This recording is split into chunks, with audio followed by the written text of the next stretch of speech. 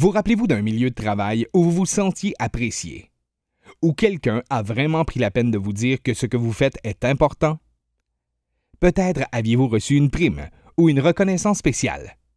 Ou peut-être vous sentiez-vous valorisé, simplement parce que votre travail pouvait aider les autres? Je vous présente Rosa. Elle est préposée aux soins dans une petite agence de santé. Rosa adore son travail, parce qu'elle sait qu'elle vient en aide aux gens. Il lui arrive d'avoir à s'occuper de cas plus difficiles et complexes.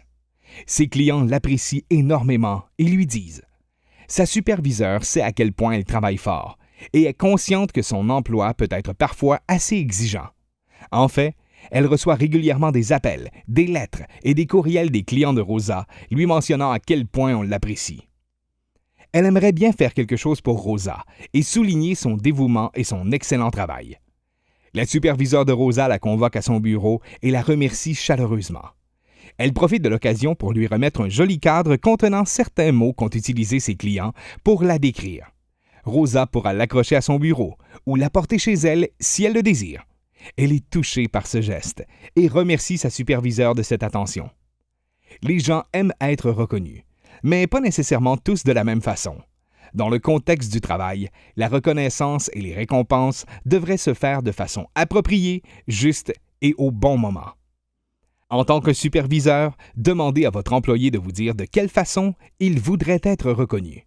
Il vaut mieux le demander, car certains peuvent être trop timides pour vouloir être reconnus publiquement. D'ailleurs, il se peut que la personne ne souhaite pas de récompense en argent et que l'idée même d'une récompense lui déplaise. Donner des récompenses devrait se faire en suivant certains critères clairs qui aident tous les employés à savoir sur quelle base on reconnaît leur travail. Peut-être pourront-ils eux aussi être reconnus? Il faut cependant comprendre qu'il n'est pas nécessaire de reconnaître tous les employés pour chacun de leurs bons coups. Au fond, ce que nous voulons tous, c'est sentir que notre travail fait une différence et qu'il est apprécié. Que vous soyez superviseur ou employé, il est important d'être sincère et cohérent lorsque vous donnez un feedback. Un collègue, un superviseur, un employé fait un bon coup? Dites-lui. Il existe bien des façons de le faire, comme organiser une rencontre pour souligner un accomplissement spécial ou personnel. En soulignant l'importance du processus qui a mené au résultat final, même si celui-ci n'est pas ce qu'on aurait souhaité, il faut tout de même souligner l'effort déployé pour le réaliser. En installant un babillard sur lequel les employés et les superviseurs peuvent afficher les noms de personnes qui ont apporté une contribution digne de mention.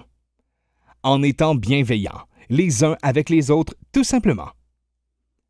Pouvez-vous penser à une façon de reconnaître un de vos collègues dès cette semaine? Qu'allez-vous faire pour cette personne? La reconnaissance et les récompenses font partie des 13 facteurs qui favorisent la santé et la sécurité psychologique en milieu de travail. Pour en savoir plus, visitez mentalhealthcommission.ca/français/norme-nationale. Pour obtenir des ressources, visitez tentenparler.ca. Préparé par Santé publique Ottawa en collaboration avec la Commission de la santé mentale du Canada.